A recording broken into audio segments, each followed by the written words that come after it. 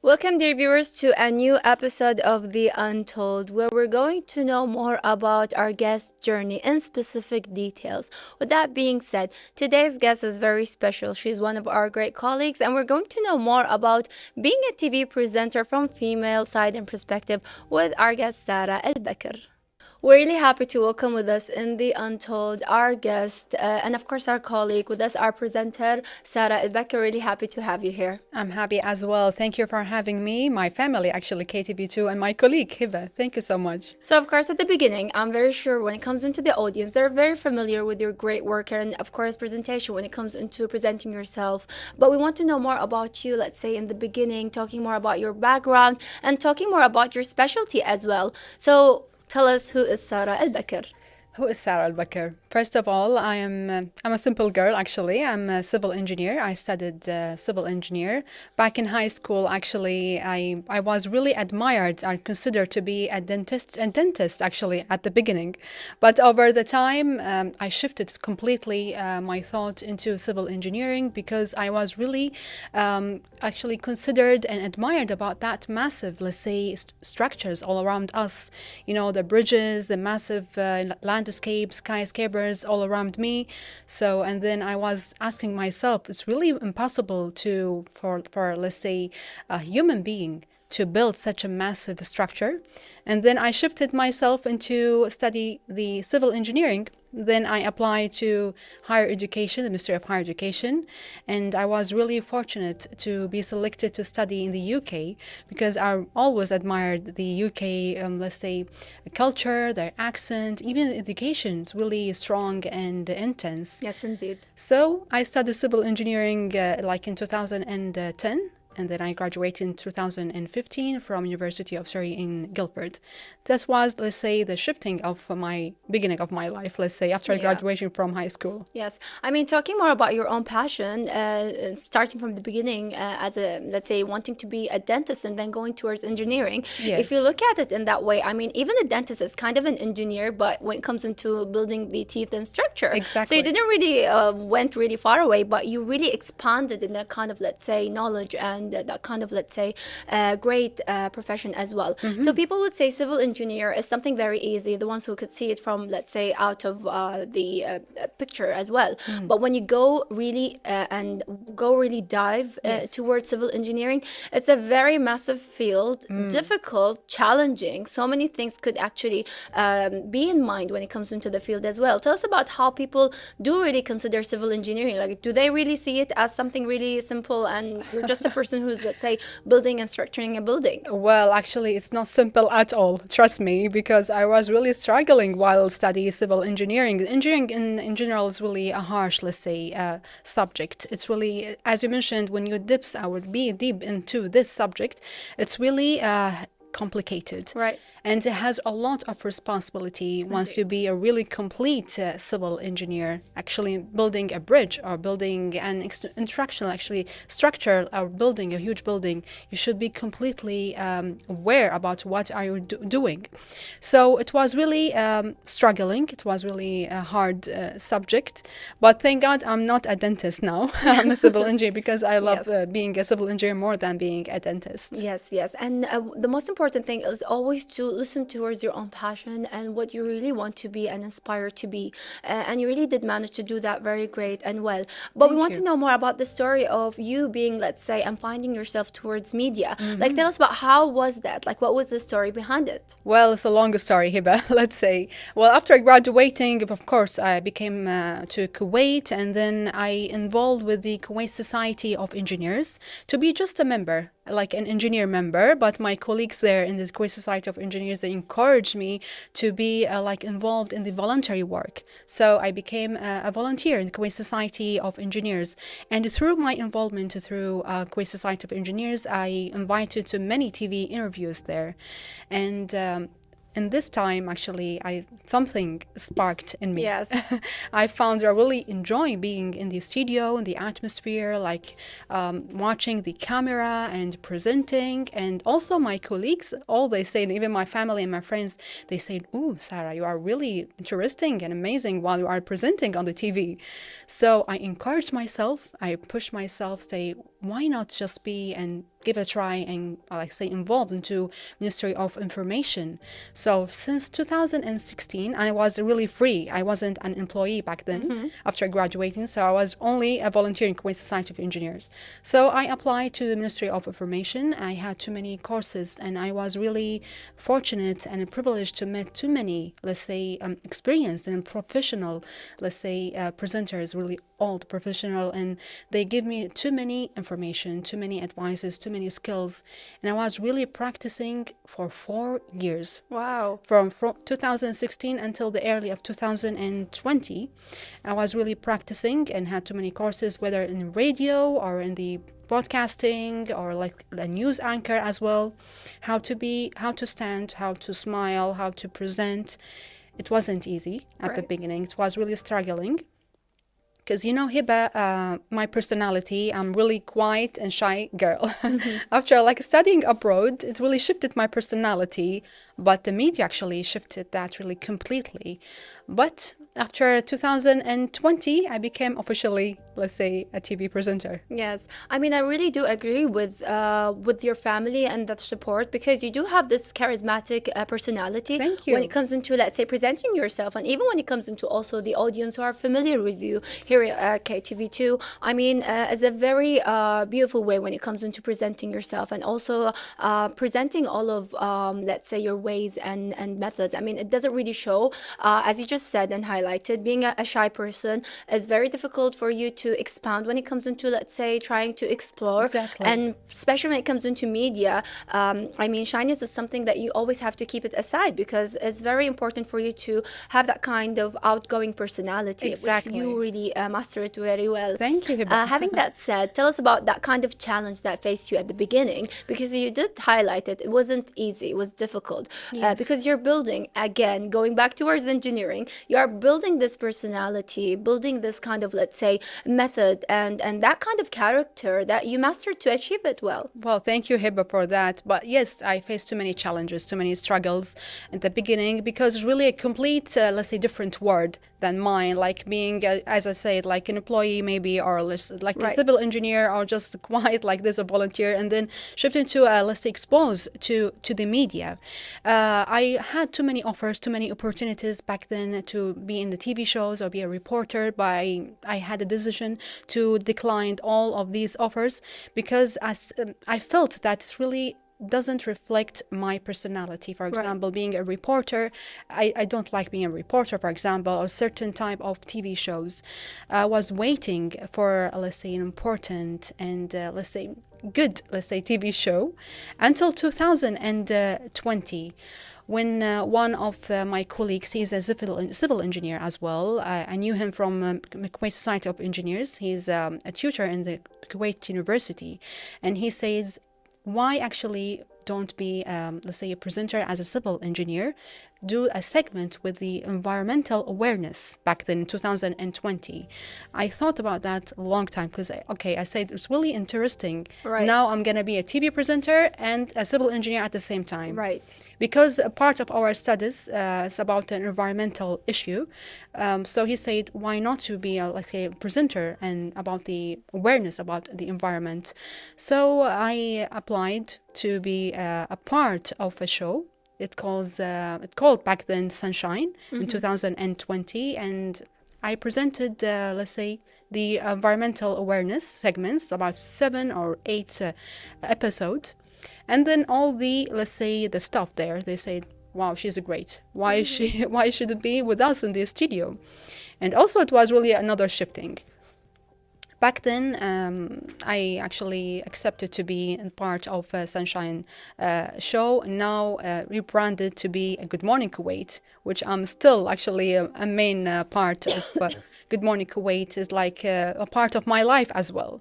And it's really quite interesting, because talking back about this show, I mean, it was one of the most important, let's say, programs to be highlighted and presented at KTV2. Yes. And to be part of such a great program, which remarks you being one of also the, let's say, first presenters to be there, is something very great. Having that great journey with different kind of, let's say, presenters as well, is something very remarkable. Tell us more about that kind of, let's say, responsibility, because with such a great program, you know that it's one of the most, let's say, dominant and main program being hosted and Yes. presented, let's say, aired from KTV2. Actually, it's a huge responsibility to be in a live stream in front of people. Sometimes we feel exhausted, we feel tired, we feel upset, but we have to smile in front of the camera. We have to manage our feelings in front of the guests as well.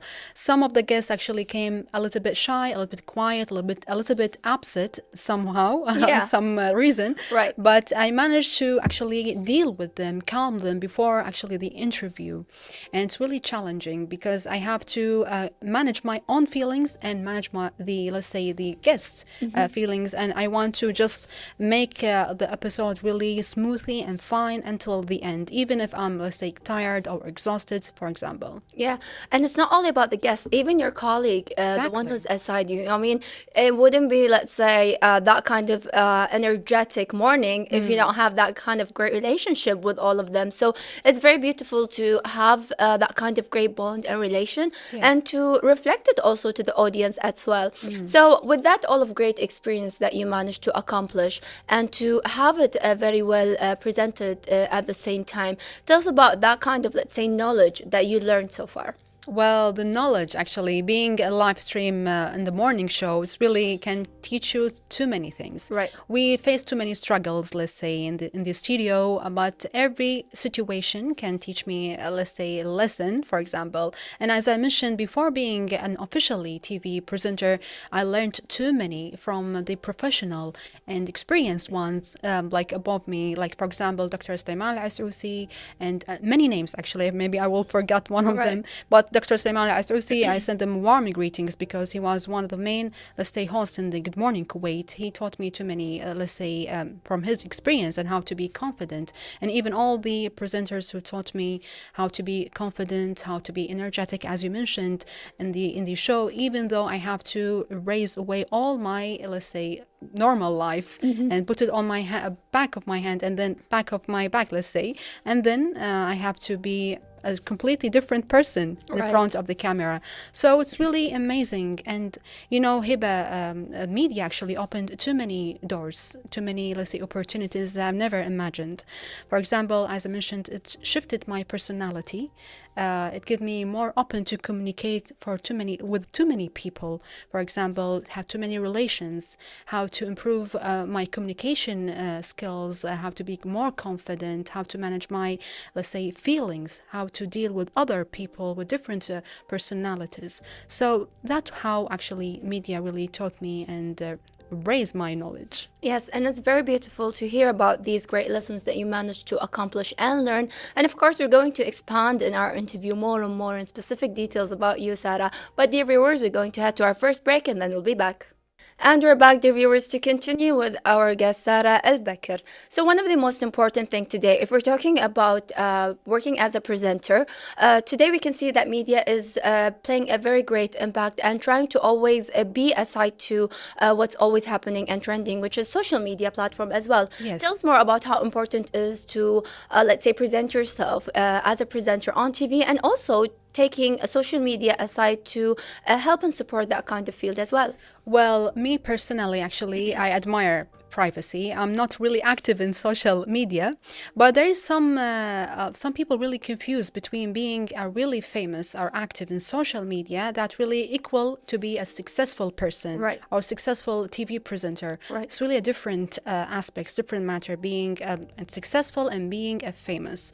Imagine that you are a Hiba TV presenter and you have millions of followers in TikTok or Snapchat or wherever, but you are really not good in the presenting. Maybe someone really watching you on TV and sees, oh, she's really rude with her Right. guest, or she cannot ask this question and she cannot engage with the guest and so on. So what is the point? You have millions of followers in the social media while you are not a professional TV presenter. And also, Hiba, TV presenter really differ from being a social media influencer. Some people really confuse between them. TV presenter should be about passion, about professionalism, to be professional about your let's say, your career, and you have to practice and learn every day. But being a social media influencer is completely different thing. Right. Social media is really important nowadays. I know that, to be well known for other people, but it's not our ambition to be more famous. And you know, famous word is really doesn't really not accurate in these days. For example, maybe I'm following a certain people, they have as I mentioned, million followers, but you, Hiba, you don't know this person, Right. but he is famous or she is famous in my community, in my content, but she is not famous in your content. Right. We are not living, you know, in the 80s or 90s anymore. People were having only one platform as a TV, for example, or maybe we were watching one series or one TV shows. In the second morning, all of the Kuwaiti people were discussing about this TV series or TV shows or this TV presenter, for example. But now we have diverse of platforms, Snapchat, YouTube, and so on, millions of contents and persons, maybe. So famous, let's say famous or being an active in social media is not important as being, let's say, a professional TV presenter. Yes, indeed. And one of the most important things is to always emphasize and highlight is that when you're working as a presenter nowadays, you're not seeking fame, but you're seeking a kind of a way to be representative for many great families and members.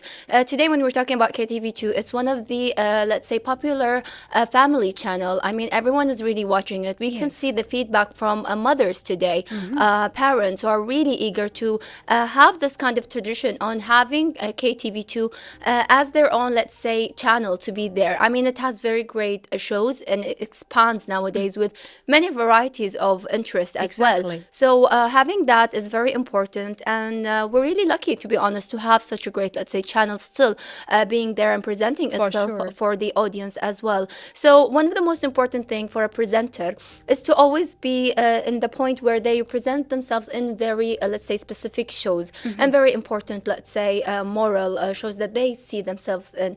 I mean, you just said previously that in the beginnings there were some kind of, let's say, ways for you, or let's say offers and opportunities. Exactly, that was for being a certain, let's say, programs, but you didn't feel that it fits you in a way until you found your own chance and the programs that represented you. How important is to keep that kind of, let's say, moral methods within the presenters? I mean, today we have so many new presenters who wants to come to the channels, who wants to appear, and people will tell them, take any chance that's being there for you, just to present yourself on the screen.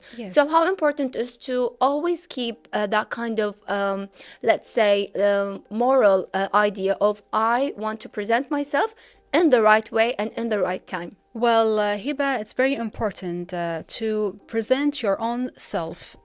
Maybe I'm not seeing myself like as a news anchor or as a reporter. Maybe a new presenters, they want, as I mentioned, just take any chance.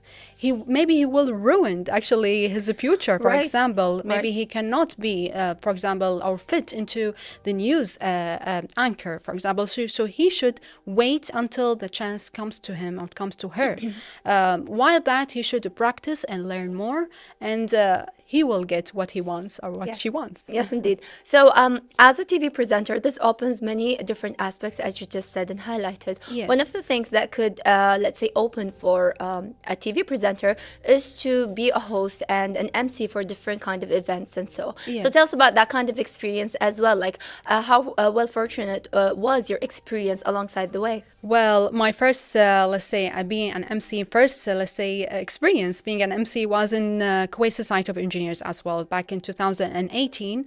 It was my first time actually being presented in front of a lot of people, a lot of audience from different countries, because it was really international about health and safety, environmental awareness.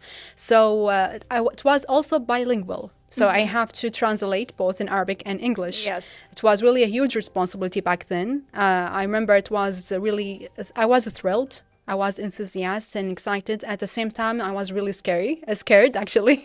But it's really amazing to see all the audience are just focusing on me and listening, and especially the international, the foreign people are waiting for me to translate for them.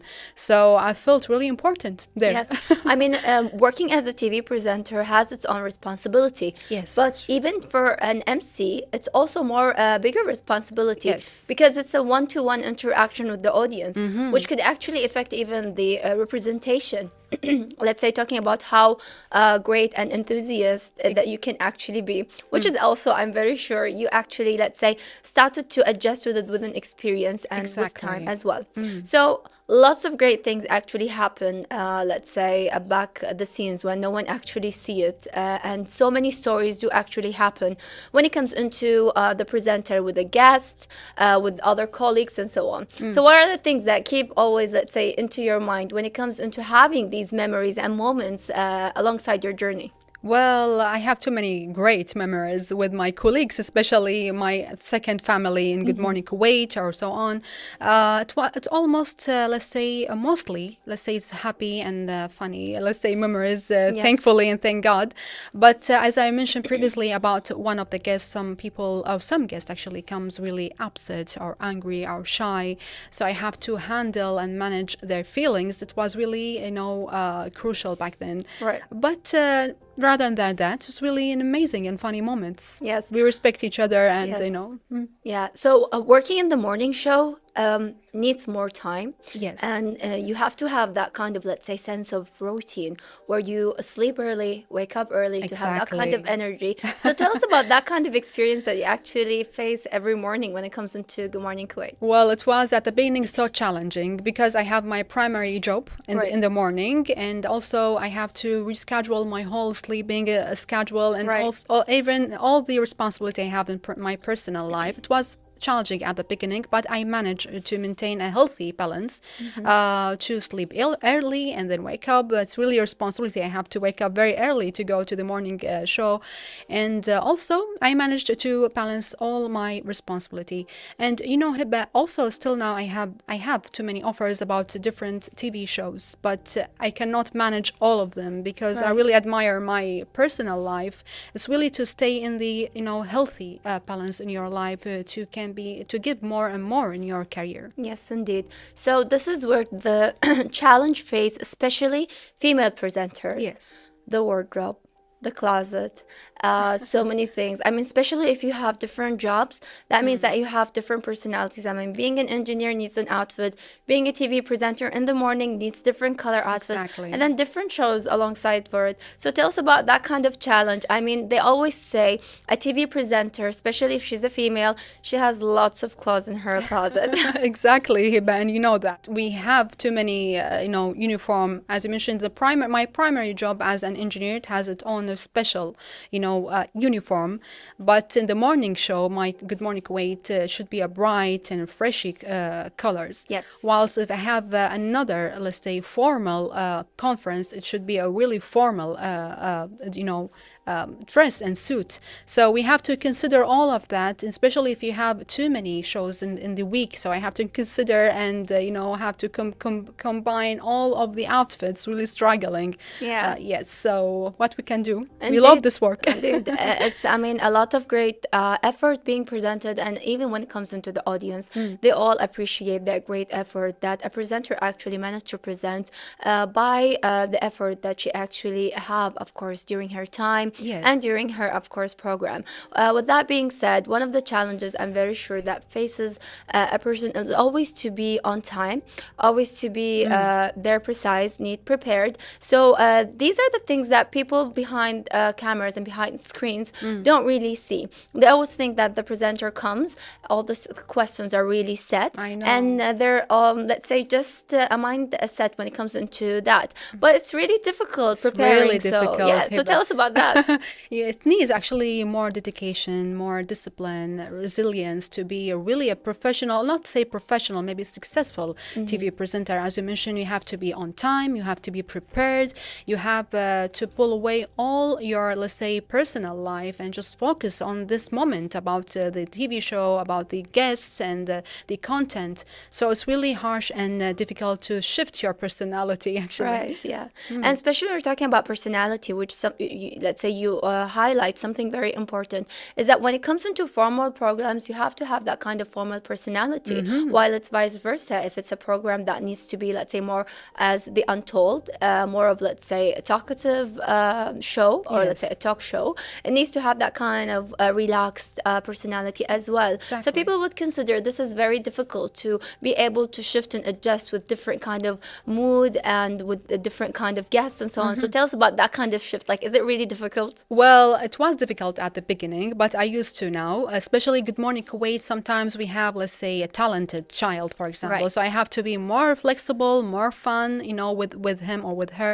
But if we have like an ambassador, for example, or a lawyer or a doctor, I have to be more formal, especially if in front of me, the guy in front of me is really strict and, Right. formal. I have to be formal with him. Yes, yes, indeed. So yes, it's shifting the personality. It's not much difficult. With the practicing, you can manage to do that. Yes, yes, indeed. I mean, we really did enjoy having you here with us as a Me, guest. me as And well. we wish you all the best and success and many great programs to see you shining in them as well. Thank you, Hiba. Thank you for having me. And with that being said, dear viewers, we're going to head to our wrap up segment, so stay tuned with us.